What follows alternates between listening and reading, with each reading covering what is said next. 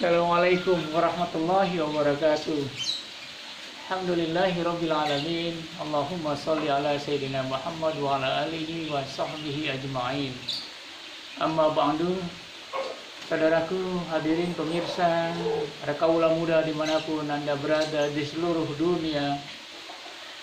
Apa kabar hari ini? Mudah-mudahan senantiasa dalam keadaan sehat walafiat dan senantiasa dapat meningkatkan kualitas ibadah kita kepada Allah Subhanahu wa taala. Hari ini saya sangat berbahagia dan berbangga dapat kembali jumpa dengan Anda semua, dan mudah-mudahan pertemuan kita kali ini juga memberikan manfaat untuk kehidupan kita. Perkenankan pada siang hari ini saya ingin membincang seputar persoalan berkah dalam hidup ini. Hidup indah bila mencari berkah.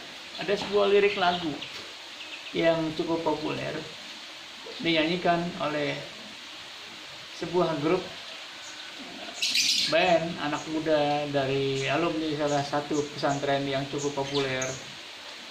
Hidup indah bila mencari berkah, begitulah kira-kira petikan lirik lagunya.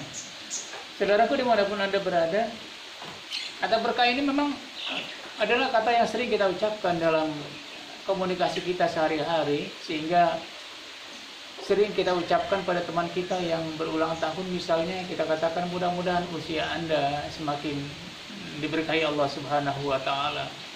Kepada sejawat yang pindah ke rumah baru, menempati rumah baru, kadang kita juga mengucapkan ucapan mudah-mudahan rumah Anda semakin mendapatkan keberkahan dari Allah Subhanahu wa taala.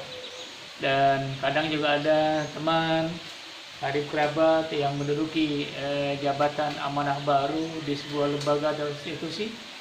Kita juga sering mengungkapkannya dengan mudah-mudahan jabatan Anda, kedudukan Anda makin diberkahi Allah Subhanahu wa taala. Jadi pertanyaannya adalah, apa sih yang dimaksud dengan berkah itu? Saudaraku, kata berkah sebenarnya satu akar kata dengan al-birkah, yang artinya adalah kolam yang berisi penuh dengan air, dan air itu meluber ke sekelilingnya, sehingga dia membasahi, menyegarkan, memberikan manfaat buat semua makhluk yang ada di sekelilingnya. Maka ada definisi yang cukup simpel dari kata berkah itu adalah hiya ziyadatul khair. Ya, berkah itu adalah bertambahnya atau semakin bertambahnya kebaikan. Maka ketika usia itu diberkahi Allah Subhanahu wa taala, usia itu memberikan keberkahan, memberikan kebaikan, memberikan manfaat. Tidak hanya untuk manfaat pada dirinya sendiri, tetapi juga manfaat untuk orang lain. Bahkan semakin menambah kedekatannya kepada Allah Subhanahu wa taala. Begitu juga rumah baru, rumahnya yang baru itu semakin menambah kedekatannya kepada Allah Subhanahu wa taala. Begitu juga dengan jabatan, pangkat, kedudukan yang baru. Pangkat dan kedudukan jabatan yang baru itu semakin menambah dan menambah kedekatannya kepada Allah Subhanahu wa taala. Hanya persoalannya barangkali saudaraku, bagaimana kira-kira kita mencapai keberkahan dalam hidup ini.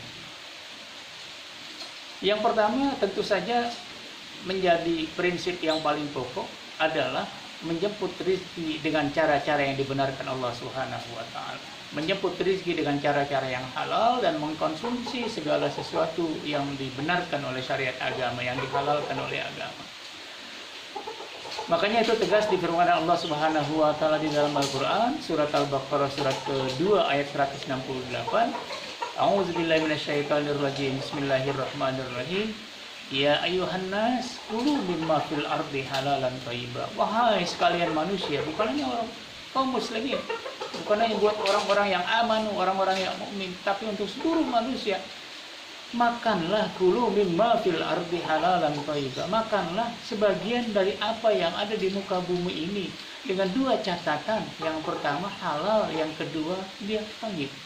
Tidak memberikan keburukan, tidak memberikan mencelakakan diri orang yang bersangkutan yang mengkonsumsinya. Jadi halal dan thayyib itu menjadi harga mati. Bahkan kata halal dan thayyib ini di dalam Al-Quran terulang sama jumlahnya sebanyak 4 kali. Bahkan dalam 4 ayat di dalam Al-Quran. Surat Al-Baqarah, surat An-Nahl, surat Al-Ma'idah, dan surat Al-Anfal. digandengkan selalu halalan thayyibah, halalan thayyibah. Menjemput rezeki dengan cara-cara yang halal, kemudian mengkonsumsi barang-barang konsumsi yang juga halal zatnya. Kalau mengkonsumsi barang-barang yang tidak dihalalkan oleh Allah Subhanahu wa taala, atau juga menjemput rezeki dengan cara-cara yang tidak dibenarkan Allah Subhanahu wa taala, yang diharamkan Allah Subhanahu wa taala, maka setidaknya ada dua efek.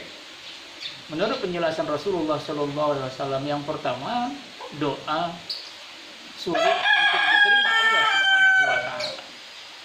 Yang kedua, dipastikan akan mendapatkan tempat yang buruk pada saat di hari akhirat nanti, yaitu nerakanya Allah Subhanahu wa taala.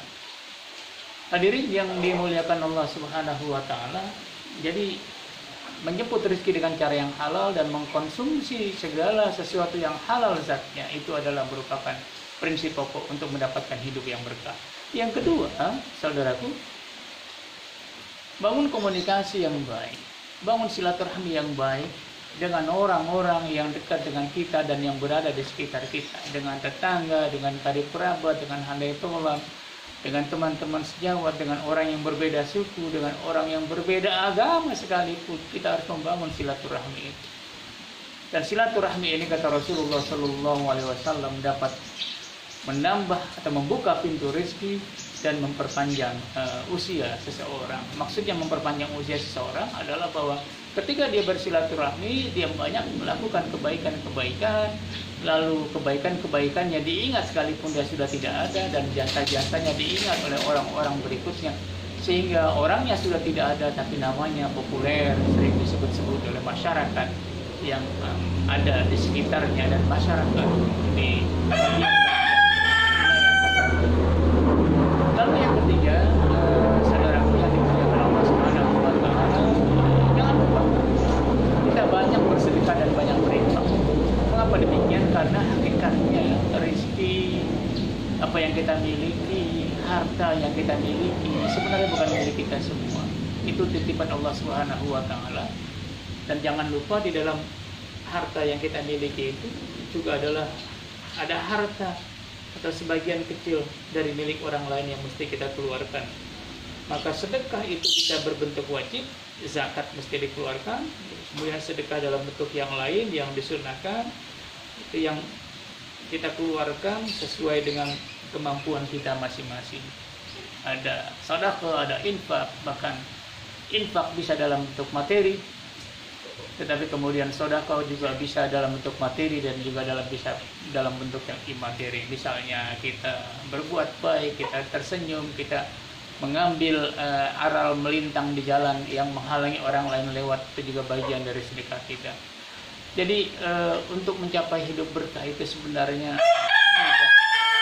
Ya, setidaknya kita bisa memenuhi 3 hal itu. Yang pertama, memang ini prinsip utama, jemput rezeki dengan cara-cara yang dihalalkan Allah Subhanahu wa taala dan mengkonsumsi makanan-makanan, kebutuhan-kebutuhan yang dibenarkan oleh syariah Allah Subhanahu wa taala.